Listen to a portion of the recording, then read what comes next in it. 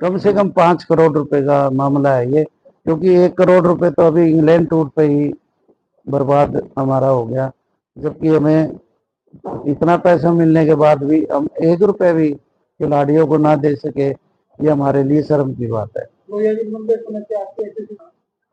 BCCI अपने tournament करवाता रहेगा, दिव्यांग खिलाड़ियों को किसी प्रकार की कोई दिक्कत नहीं होगी। 4 साल से पैसा ही नहीं आ रहा, सारा पैसा डीसीसीआई में आ रहा है, तो डीसीसीआई को चाहिए था कि वो पैसा खिलाड़ियों तक पहुंचाए।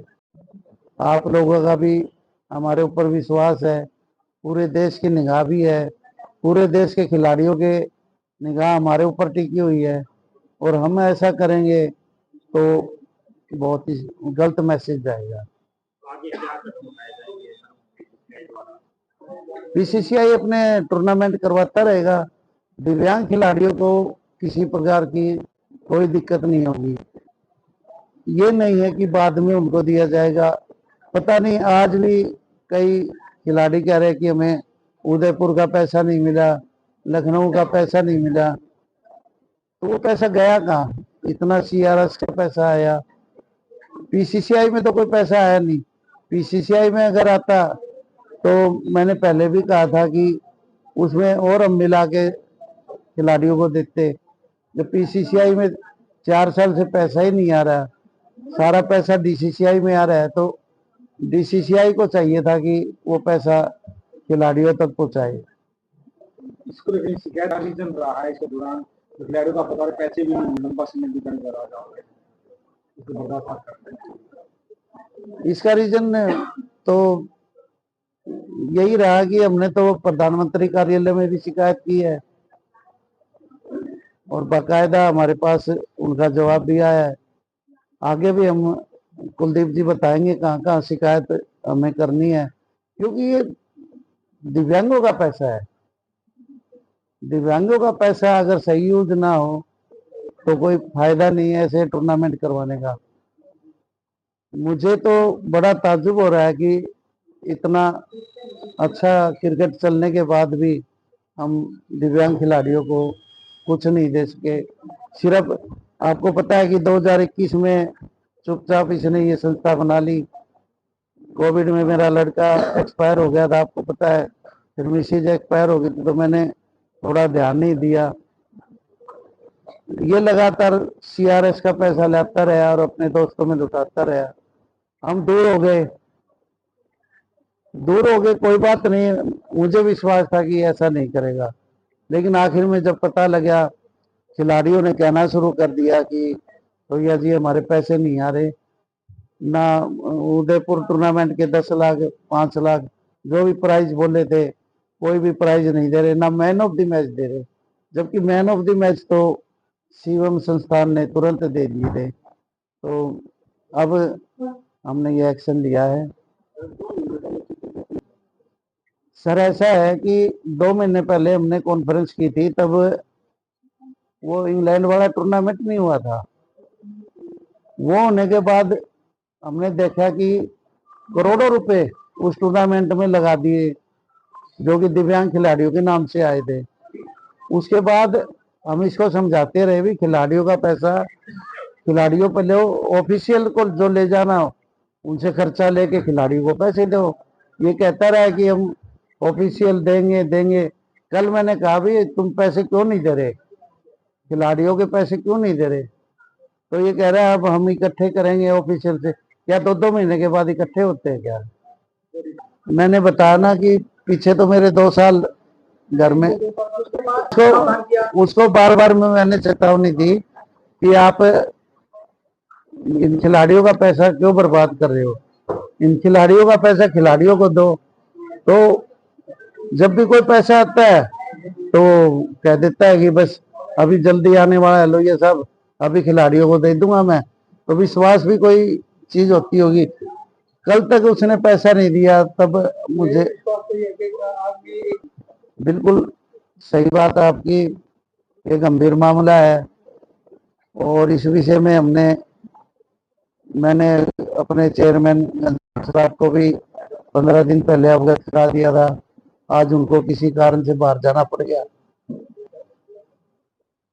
ये बहुत ही कठिन समय है हमारे लिए, क्योंकि हमने जो एसोसिएशन बनाई थी, कहाँ हम विकलांग डब्बे में खिलाड़ियों को भेजते थे, कहाँ हमने फ्री एसी में फैसिलिटी देनी शुरू कर दी, लेकिन वो फैसिलिटी खिलाड़ियों के लिए थी, ना कि अपने दोस्तों के लिए, अपने यार दोस्तों के लिए या अपने परिवार के लिए।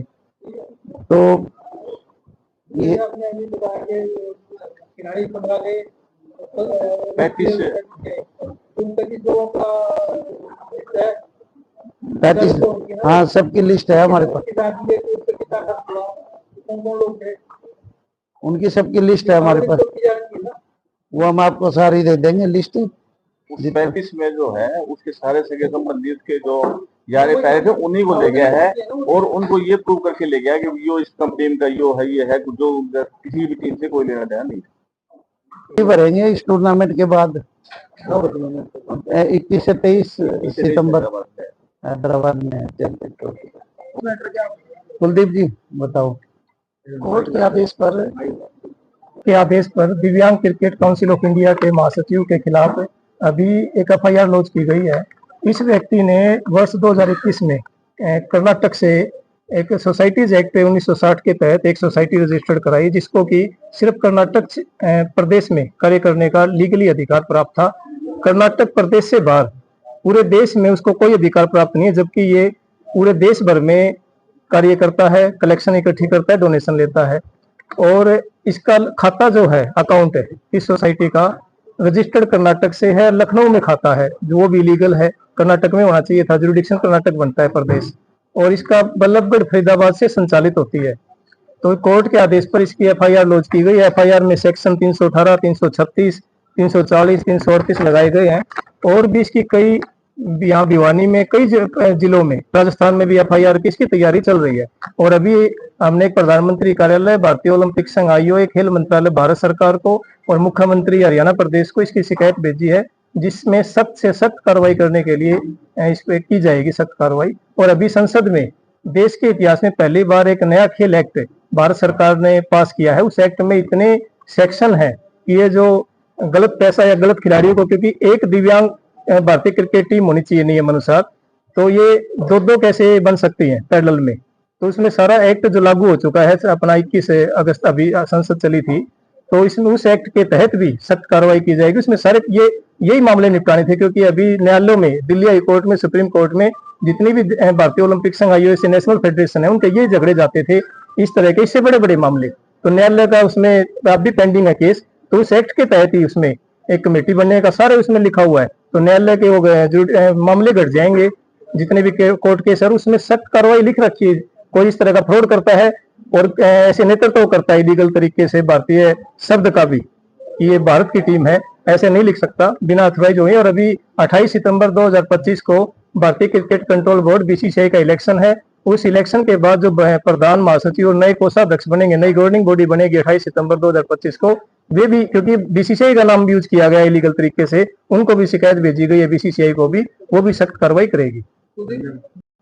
हमारा ट्रस्ट कर सकते हैं, क्योंकि ये लीगली जो है, इसने जो पैसा, एक तो एफआईआर लॉन्च हुई है, इसका एक पैसा कलेक्शन किया गया है, ये भी तो मान्यता प्राप्त नहीं है जो, हाँ, और बीसीसीआई से पैसा इसने लिया है, जबकि बीसीसीआई से मान्यता प्राप्त नहीं है। उसकी जो दिव्यांग cricket council of India DCCI नाम से बनी हुई सोसाइटी, ये अधिकृत भी नहीं है भारतीय क्रिकेट कंट्रोल बोर्ड से, है जी उसके करप्शन का। एफआईआर जो लॉन्च हुई है, वो उसने अपने अधिकार क्षेत्र से बाहर जाकर कलेक्शन किया, उसकी बेस पर हुई है। कर सकता है आप भारतीय ओलंपिक संघ, आईओए से भी, खेल मंत्रालय भारत सरकार से भी, कोई भी नागरिक कर सकता है।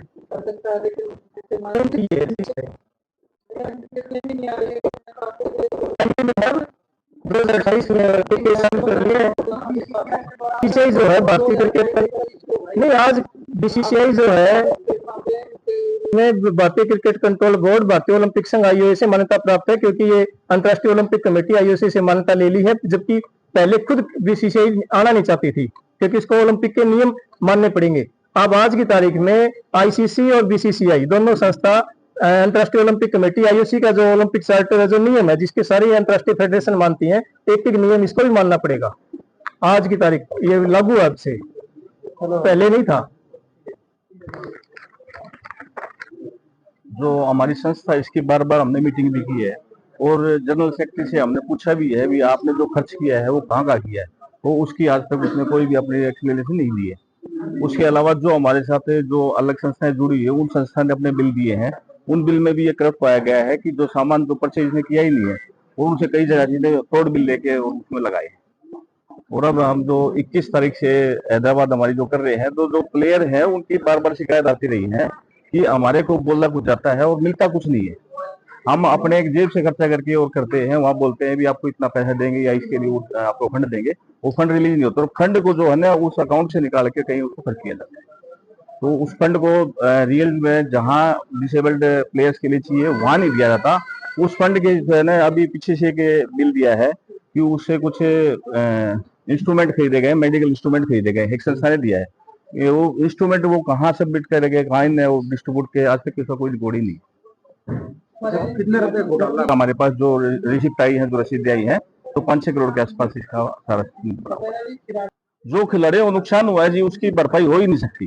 उसको जो है हम अपने स्तर पे फिर दोबारा से एस्टेब्लिश कर रहे हैं, दोबारा से करने की कोशिश कर रहे हैं भी। उनको जो पीछे अभी 2-3 साल में जो ये त्रुटि देखने को मिली है, आगे ये त्रुटि ना देखने के लिए मिले, इसलिए एसोसिएशन इसके ऊपर गंभीर रहेगी। सारी एसोसिएशन जो है जितना भी हो सकेगा तो रिकवरी करने की पूरी कोशिश की जाएगी और जो खिलाड़ी है उनको उनका पूरा सहयोग दिया जाएगा। समिति सहित पीसीसीआई के अंदर 28 राज्यों की एसोसिएशन मान्यता प्राप्त के लिए खेल रही थी और हरियाणा भी उन्हीं 28 राज्यों में से एक था। रवि चौहान जो है ना हरियाणा का होते हुए भी उसने जो है ना हमारी स्टेट और टीम के साथ काफी अनियमितताएं की है। 2021-22 में हरियाणा की टीम पुणे गई थी टूर्नामेंट 8 राज्यों के टूर्नामेंट खेलने के लिए, वहां पर हरियाणा विनर होके आई। महाराष्ट्र का जो इनाम की राशि थी वो उन्होंने महाराष्ट्र वालों ने रवि चौहान को सेल्फ का चेक दे दिया था हरियाणा के नाम का, वो इसने जो है ना अपने अकाउंट में लगा लिया। और फिर यहाँ पर आने के बाद फरीदाबाद से है संजय भाटिया जी जो कि अंतर्राष्ट्रीय क्रिकेट खिलाड़ी थे, उन्होंने जो है ना